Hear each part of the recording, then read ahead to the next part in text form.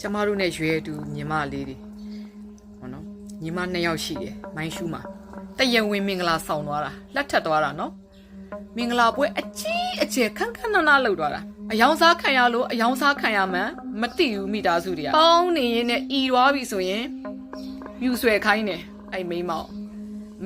ဖောက်ပြန်ချင်လာအောင်ပေါ့နော်သူတို့တငယ်ချင်းချင်းတွေသူတို့အတိတွေချင်းကနေမြူဆွဲတယ်ဖျားယောင်းတယ်ကျွန်တော်ရဲ့ channel ကိုအားပေးနေကြတဲ့ပရိသတ်များအားလုံးမင်္ဂလာပါခင်ဗျာကျွန်တော်တို့ဒီနေ့ကျွန်တော်တို့မြန်မာနိုင်ငံမှာတယုံမယားဖြစ်ရောင်းစားခံနေရတဲ့ဒီဖြစ်စဉ်နေရတဲ့ရန်များလာတဲ့အတွက်ကြောင့်မို့ကျွန်တော်ရင်တော့လည်းတင်ဆက်ပေးနေကြအမအချွေရဲ့ဗီဒီယိုလေးကိုကျွန်တော်ဘူးတုဒတ်ရအောင်လို့ကျွန်တော် channel ကိုအားပေးနေကြတဲ့လူကြီးလူငယ်မိဘတွေအားလုံးနားလည်အောင်လို့တီထားတဲ့အရာလေးတွေဒီဗီဒီယိုထဲမှာပါရတဲ့ကျွန်တော်တင်ဆက်ပေးလိုက်တာဖြစ်ပါရဲ့ခင်ဗျာအဲ့ဒီဗီဒီယိုလေးကိုစားနိုင်အောင်ခင်ဗျာပြအောင်မယ်ကိုမှလည်းတမီးလေးတယောက်ရှိတော့လေလိုင်းပေါ်မှာစကပြန်နဲ့တရုတ်စကပြန်တယောက်နဲ့ပေါ့လေအရန်ဆင်းရဲတဲ့မိသားစုတစုရဲ့အိမ်ကိုလာပြီးတော့တမီးချောလေးတယောက်ကိုကြည့်ပြီးကန်လန်းတာပေါ့နော်ကန်လန်းနေဆိုတာကဟိုအရင်ခေတ်တုန်းကဒါကျမတို့ငငယ်တုန်းက line နေမပေါ်ခင်တုန်းကပေါ့ကျမဗီဒီယိုဖိုင်တစ်ဖိုင်မှာပြောပြပူပါတယ်အဲ့ဒီအကြောင်းလေးကျမတို့နဲ့ရွေးတူညီမလေးတွေဟောနော်ညီမ2ယောက်ရှိတယ်မိုင်းရှူးမှာနာမည်ကြီးဖြစ်သွားတာနော်လွန်ခဲ့တဲ့နှစ်20ကျော်ကတင်တောင်တင်တယ်လက်ထပ်သွားတာတတိုးသားချောလေးကကျမတို့အရွယ်တတိုးသမီးချောလေးကိုရှမ်းပလောင်ပေါ့တတိုးသမီးချောလေးကိုတရဝင်းမင်္ဂလာဆောင်သွားတာလက်ထပ်သွားတာနော်ဒီမာကြီးပြောတဲ့ဒီအစသူပရိဗီဒီယိုအစမှာပြောတဲ့အဖြစ်ပြက်ကတော့ line ပေါ်မှာလေးတော်တော်ပြန့်သွားတယ်ဖြစ်ပြသူများတွေကတော့ reaction တွေပါလေလုတ်ပြီးသွားပြီကျွန်တော်မလုတ်ဖြစ်ဘူးဆိုတာကျွန်တော်ကျမကြီးလည်းတိတ်မကောင်းလို့ပြီးတော့ကျွန်တော်ပြင်ဆင်နေရအများကြီးရှိလို့ကျွန်တော် channel ရတဲ့ခုအစ်စ်ပြန်လုတ်တာဆိုတော့အဲ့ဒါအတွက်အကြောင်းကိုကျွန်တော်ဘာမှမလုပ်ဖြစ်သေးရဒီ line ပေါ်မှာလူတိုင်းသိလိုက်မှာပါဒီဗီဒီယိုဖိုင်ကိုတယုံမယားဖြစ်အိမ်ထဲထိဝယ်ပြီးတော့ဟိုလိုမြူဆွဲတယ်လို့စီယုံတယ်လို့နော်မြန်မာစကားပြန်မင်းကလေးကမြန်မာတဲ့ကိုလူမျိုးကိုတော့ကာကွယ်ဖို့မရဘူးသူတို့ပတ်ဆိုင်ရပြီးရောဆိုတဲ့စိတ်နဲ့တုတ်တဲ့ပုံစံပေါ်တယ်နော်မင်္ဂလာပွဲအကြီးအကျယ်ခန်းခန်းနာနာလုပ်သွားတာလုပ်သွားပြီးတော့တစ်ဖက်မှာပြန်ရောင်းစားတာအကြီးမလေးပေါ့ပါသွားတာအယောင်စားခံရလို့အယောင်စားခံရမှန်းမသိဘူးမိသားစုတွေကနော်9လလောက်အဆက်တွေပြက်သွားတဲ့အခါကျတော့အငယ်မလိုက်သွားတာစုံစမ်းရင်းနဲ့လိုက်သွားတဲ့အချိန်မှာအဲ့ဒီလိုအယောင်စားခံရတဲ့မိန်းကလေးတွေအများကြီးတွေ့ခဲ့တာအဲ့မှာကချင်မလေးတယောက်ကနော်လိုက်လာတဲ့သူညမဖြစ်တဲ့လူအသက်အန္တရာယ်ရှိမှဆိုလို့ဖွက်ပြီးတော့ပြန်လွတ်ပေးလိုက်တာစုထားတဲ့ပတ်စံလေးတွေနဲ့ပြန်လွတ်ပေးလိုက်တော့လွတ်လာတဲ့အချိန်မှာနော်သူ့အမေကကျမတို့အိမ်ရှိမှာပဲပြစ်လဲပြီးမူးလဲပြီးတတိလစ်သွားခဲ့တာသူ့သမီးဒီလိုအဖြစ်ဆိုးနဲ့ကြုံရတယ်ဆိုပြီးတော့သူလက်ဆင့်ကမ်းရောင်းစားတာနော်ဒီကနေမင်္ဂလာတွေအကြီးအကျယ်ဆောင်သွားလို့အဟုတ်ကြီးထင်မနေနဲ့လက်ဆင့်ကမ်းရောင်းစားတာ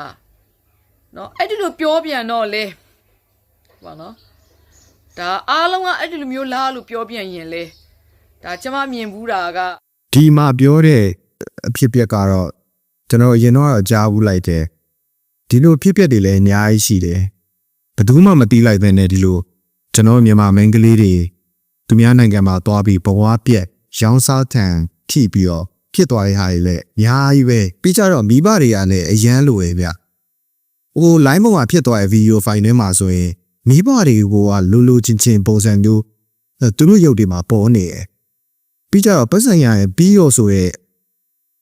အလုံမျိုးတွေမလုတာကောင်းတယ်ပြီးကြတော့ကိုနဲ့ကိုကဝမ်းနဲ့လွယ်ပြီးမွေးထားရဲ့တာသမီးရတနာတွေကြီးပဲတခုခုဖြစ်ရင်တော့မှရှင်ကျုံးတက်ခံစားနေရဒီလိုမျိုးကြီးဖြစ်သွားသူများနိုင်ငံထည့်ပေးလိုက်ရမယ်ပါသွားမယ်ဆိုရင်ဟိုဘက်မှာကျင်းသေးပေါဒုက္ခရောက်မှာပဲပြီးကြတော့နှိမ်ကြတဲ့အတိုင်းဝိုင်းဖြစ်တယ်အများကြီးလေဆိုရှယ်အကြောင်းလည်းမသိဘူးပြီးကြတော့ဖြစ်ပျက်နေတဲ့ဟာတွေလည်းသူတို့သိပုံမရဘူးလွယ်လွယ်ကူကူနဲ့လှုပ်လိုက်တဲ့အလုပ်ကကိုသားသမီးရဲ့ဘဝကိုလည်းပြတ်သွားနိုင်တယ်ဗျဒါပေါ့နော်ညီမလေးတယောက်ဆိုလို့ရှိရင်ဒါမြန်မာနိုင်ငံမှာပဲနေခဲ့တာပေါ့တရုတ်ပြည်မလိုက်သွားဘူးမြန်မာနိုင်ငံမှာပဲနေတယ်နော်အဲ့အတွက်အခုချိန်ကြီးပေါ့9နှစ်လောက်ရှိပြီအိမ်အောင်ကြထားတာတရုတ်ကောင်လေးနဲ့ပေါ့နော်ကလေးတွေဘာရင်မွေးပြီးအခုချိန်ကြီးတော့အေးအေးဆေးဆေးပဲပေါ့တရုတ်တွေကပွဲစားနဲ့မိန်းမရှာတတ်ကြတယ်ဒါသူတို့ရဲ့ယဉ်ကျေးမှုထုံးစံဓလေ့လိုဖြစ်နေတာပွဲစားနဲ့မိန်းမရှာကြတာကနော်အဲ့တော့ပွဲစားနဲ့မိန်းမရှာတိုင်းမကောင်းဘူးလားလို့ပြောရင်လေနော်ကျမတို့မှာပြောရခက်တဲ့အခြေအနေဖြစ်နေတာနော်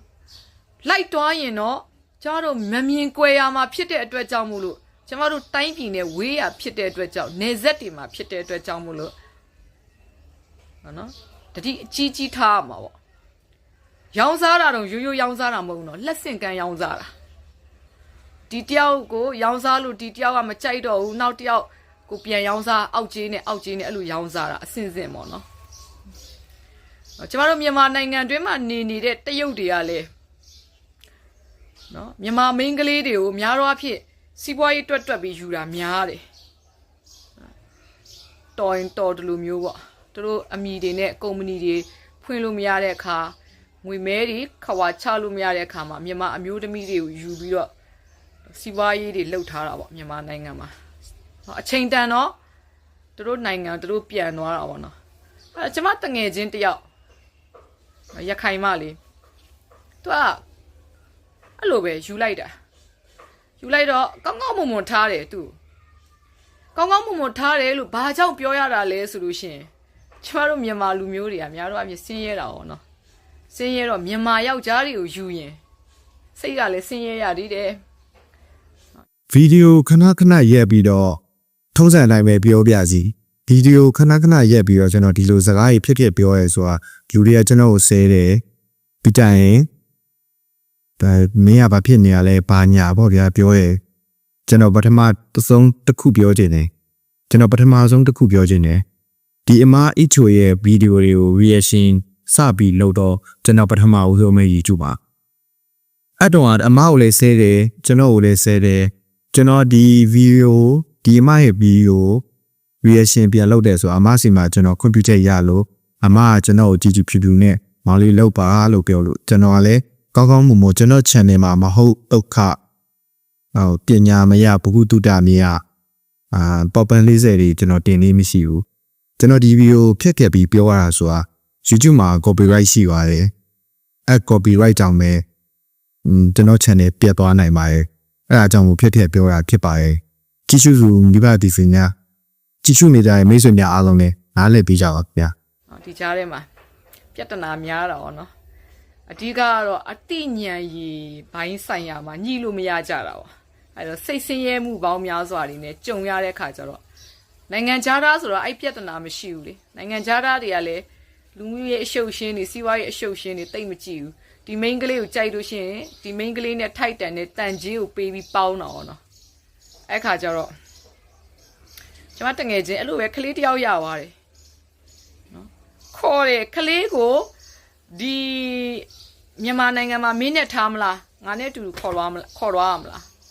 အဲ့အတွက်လဲထိုက်တင်းတဲ့ဘောနော်ရော်ကြီးပြောရမှာပေါ့စီးပွားရေးတွေထူထောင်ခဲ့ပေးတယ်တိုက်တွေကားတွေပေးခဲ့တာပေါ့နော်မခေါ်သွားဘူးမိန်းမကိုဟိုမှာသူတို့ယူမဲ့မိန်းမရှိပြီးသားသူတို့နဲ့အမျိုးတူဘောနော်လူမျိုးတူယူမဲ့မိန်းမရှိပြီးသားမြန်မာမလေးကိုမခေါ်သွားဘူးဒါပေမဲ့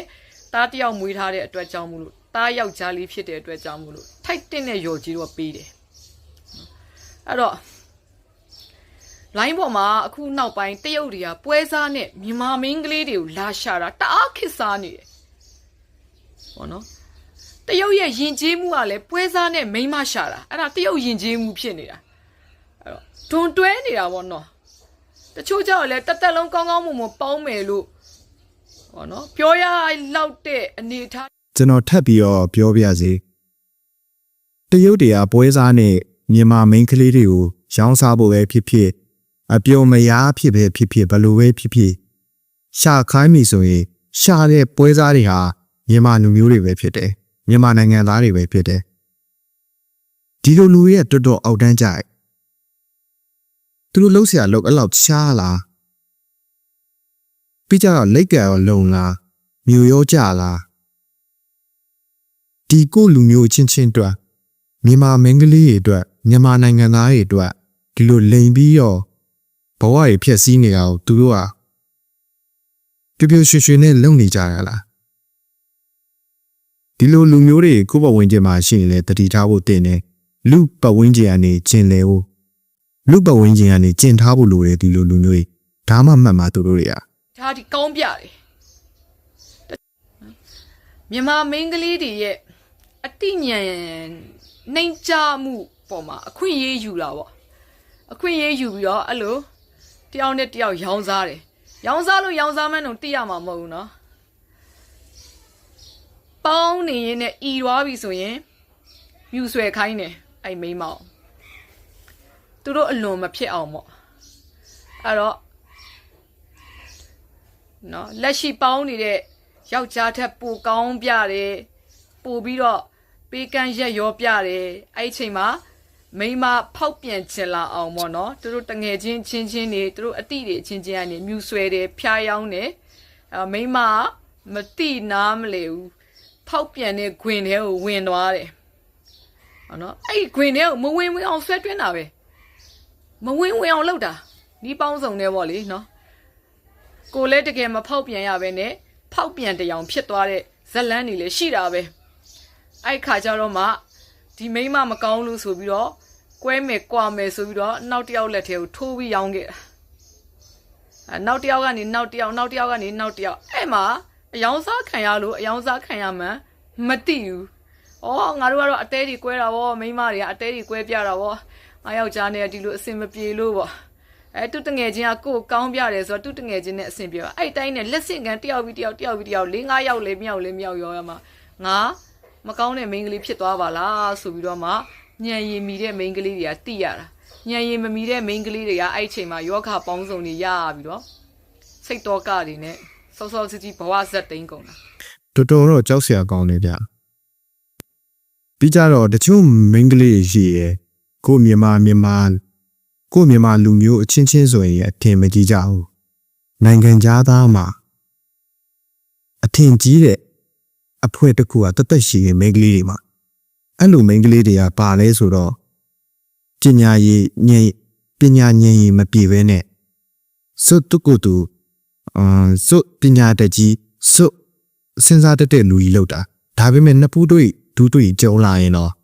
ဘဝပြတ်သွားတဲ့လူတွေကတပုံတကယ်ကြီးပဲမြန်မာမင်းကလေးတွေလည်းဒီလိုအရာတွေကို view site ပေးချင်ပါတယ်မြန်မာမင်းကလေးတွေကျမတို့မြန်မာမင်းကလေးကျမအမြဲတမ်းပြောတယ်အတိညာဏ်ရည်ပိုင်းဆိုင်ရမှာပေါ့နော်နည်းနည်းဖွင့်ဖြိုးမှုအားနေဟဲ့အတွက်ကြောင့်အရင်အလိန်ခံရတာပဲအများကြီးလိန်စရာမလိုဘူးနည်းနည်းချစ်ပြလိုက်ရင်ရပြီမြန်မာမင်းကလေးတွေကလေနည်းနည်းပေးကမ်းရက်ရောပြမယ်နည်းနည်းချစ်ပြမယ်ဆိုရင်အဲ့ဒါ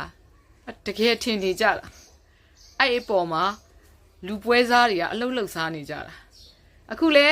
အဲ့ဒီဗီဒီယိုဖိုင်လေးကလေးမလေးကချစ်စရာလေးချောလေးပေါ့နော်အဲ့တော့လူပွဲစားမတွေရဲ့လူကုန်ကူးမှုကိုမခံရပါစေနဲ့လို့ကျမကတော့ဆုတောင်းပေးုံမှတမမတတ်နိုင်ဘူးပေါ့ကျမတို့တိုင်းပြည်မှာလည်းစရအားနေနေတာလေကျမသမီးလေးအရွယ်လေးပေါ့နော်ချစ်စရာလေးကွယ်ကလေးမလေးကဆိုတော့ကိုလည်းဘာမှမတတ်နိုင်ဘူးပေါ့နော်လှပိုက်ကြည့်နေရမှာပေါ့ကောင်းမွန်လေးဖြစ်သွားရင်တော့ကောင်းတာပေါ့နော်ကောင်းမွန်မဟုတ်ပဲနဲ့လက်ဆင့်ကမ်းရောင်းချခံရမယ်ဆိုရင်နော်ခန္ဓာကိုယ်တွင်းကလိစာတွေနောက်ဆုံးရောင်းချခံရမယ်အဲ့ခေတ်တော့မျော့တွေခစ်စားတာလေကျမတို့ငယ်တုန်းက မျော့စာကျွေးပြတာသုံးစားလို့မရရင် ဗီဒီယိုလေးကတော့ဒီလောက်ပါပဲဗျာဒီအမရဲ့ကောင်းတဲ့စိတ်ဝင်စားစရာကောင်းတဲ့ပညာရတဲ့ဘဝတုဒ္ဒရစေတဲ့ဗီဒီယိုတွေအများကြီးရှိပြီးတယ်အမတို့ကျွန်တော်ခွင့်တောင်းထားတယ်ကျွန်တော် channel ကနေကျွန်တော်ဒီလို reaction လေးတွေမကြလုပ်ပေးမယ်ဒီ live ပေါ်မှာခေတ်စားနေတဲ့တရုတ်ကလာပြီးတော့ဒီကောင်မလေးငငယ်ချောလေးနေမှာမိန်းကလေးလေးကိုလာပြီးတော့ဒီလိုပွဲစားနဲ့လာချိတဲ့ကိစ္စကလည်းဖမ်းမိသွားပြီဖမ်းမိသွားလဲကြာရီဒါတွေကတော့လွန်ခဲ့တဲ့နာရီဖြစ်ခဲ့တဲ့ဇလန်းတွေပေါ့ကျွန်တော်ရဲ့ channel မှာလည်းအကြောင်းတွေတတင်းကိုကျွန်တော်တင်ပေးထားတယ်ကျွန်တော် channel ကိုအားပေးနေကြတဲ့ဝိဆွေများအားလုံးဘေးရန်ပေါင်းကနေပြင်ဝေးကြပါစေလို့ဆုတောင်းပေးလိုက်ပါရခင်ဗျာ